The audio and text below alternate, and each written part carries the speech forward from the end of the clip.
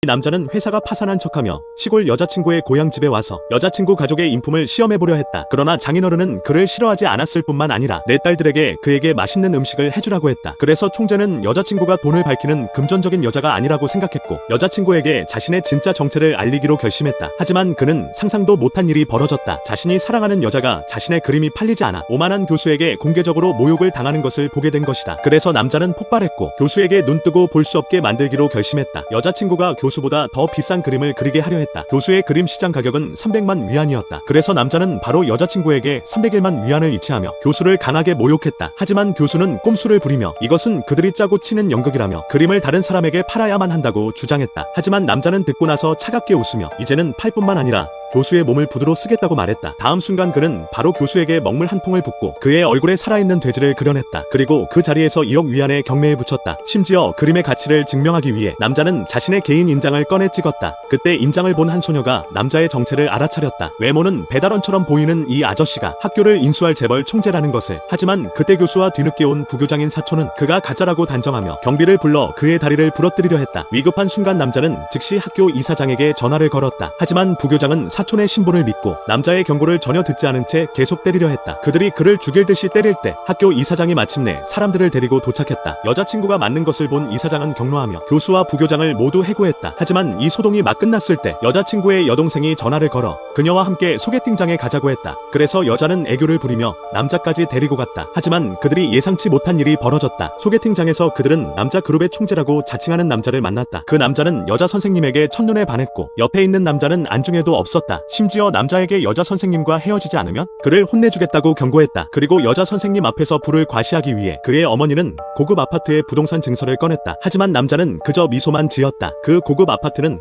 모두 그가 개발한 것이었기 때문이다. 그는 수십 장의 빌라 카드를 꺼내며 여자친구가 원하는 곳에 살라고 가볍게 말했다. 하지만 그들은 즉시 남자의 카드들이 위조라고 주장했다. 그때 남자는 더 이상 그들과 말할 필요가 없다고 생각하며 상대방의 정체를 폭로해 잊을 수 없는 교훈을 주려 했다.